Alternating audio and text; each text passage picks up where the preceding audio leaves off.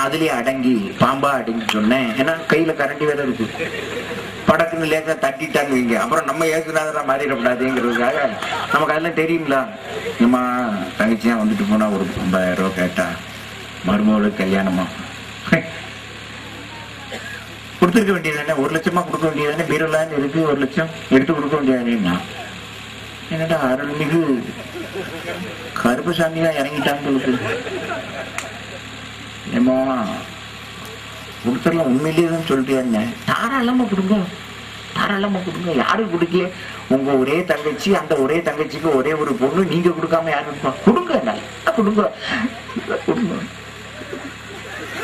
நானும் என் பிள்ளைகளும் தெருவில் நிற்கும், கொடுங்க.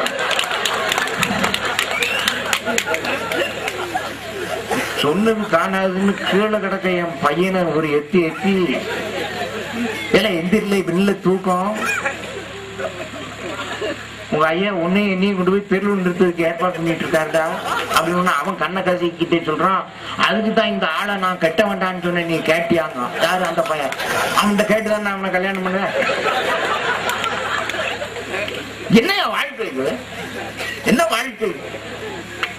இந்த வாழ்க்கையில 2 பெண்கள் இணைந்திருந்தால் என்னுடைய மன மகிழ்ச்சி அடைந்திருக்குமா இருக்காதா? என்னுடைய கேள்வி. ஒவ்வொரு குடும்பத்திலும் சிக்கல் இருக்கா இல்லையா சொல்லுங்க. நீங்க உங்க தங்கச்சிக்கு இங்க இருக்கக்கூடிய பெரியவர்கள்ட்ட கேட்கிற, உங்க மனைவிக்கு தெரிந்து உங்களால உதவ முடியுமா? இன்னைக்கு 5 ரூபா கொடுக்க முடியுமா? வெறும் 5 ரூபா கேட்க கொடுக்க முடியுமா? 50,000 ரூபாய் கொடுக்க முடியுமா?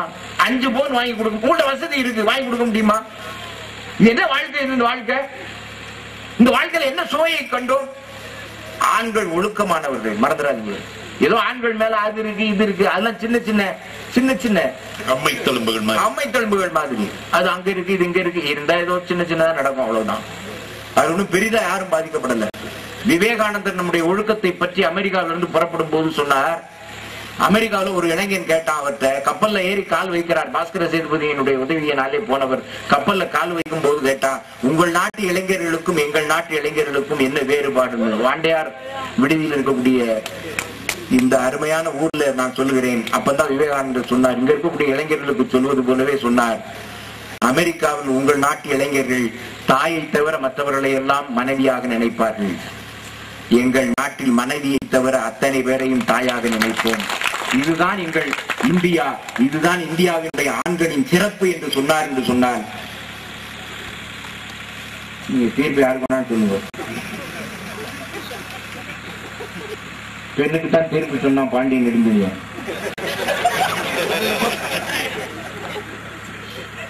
பெண் தேவையில்லாம ஒரு வழக்கு கொண்டு வந்து ஊரே எரிச்சா.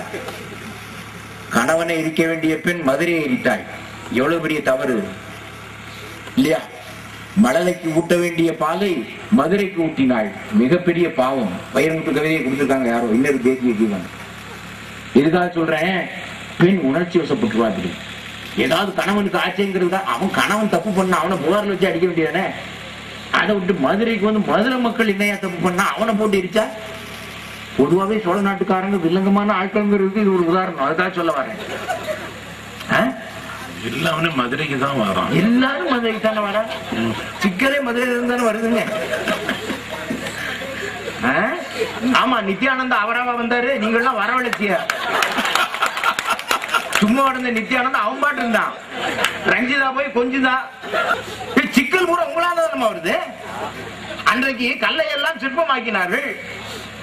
இன்றைக்கு துறவிகள் பெண்ணை எல்லாம் கற்பமாக்குகிறார்கள். காரணம் யாரு? நான் கேட்கிறேன், ஆண்களா காரணம்? அந்த மடத்துக்கு ஆண்களா போய் நிக்கிறான் பாருங்க. ஆகஸ்ட் 3ஆம் தேதி அவன் கல்பதற்கு தரிசனம் தர போறானா திருவண்ணாமலையில. பூரா பெண்கள் கூட்டம். அவ்வளவு பக்தைகள், MBA, BE இந்த மாதிரி பெரிய படித்த பெண்கள் தான் பின்னால போய் நிக்கிறாங்க. அப்ப ஏமாறுகிறவர்களும் பாத்திரக்காரன்ல இருந்து சீட்டுக்காரன்ல இருந்து நித்யானந்தா வரைக்கும் ஏமாறுகிறவர்களும் பெண்களாகவே இருக்கிறார்கள் என்கின்ற காரணத்தால் ஆண்களுக்கே தீர்ப்பு தருவீர்கள் என்கின்ற நம்பிக்கையில் இத்தனை ஆண்கள் மெஜாரிட்டி டெபாசிட் இல்லாம பின்னால் ஆள் இருக்கு. இங்க பாத்தீங்கன்னா டெபாசிட் இல்ல. கூட்டத்தை பார்த்தா பாருங்க, நீங்க பாருங்க.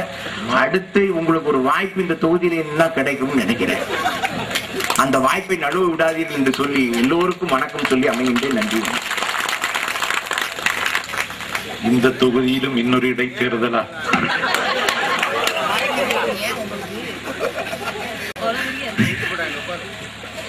ரொம்ப பிரமாதமா இருக்கு. ஒரு சின்னஞ்சிறிய கிராமத்தில்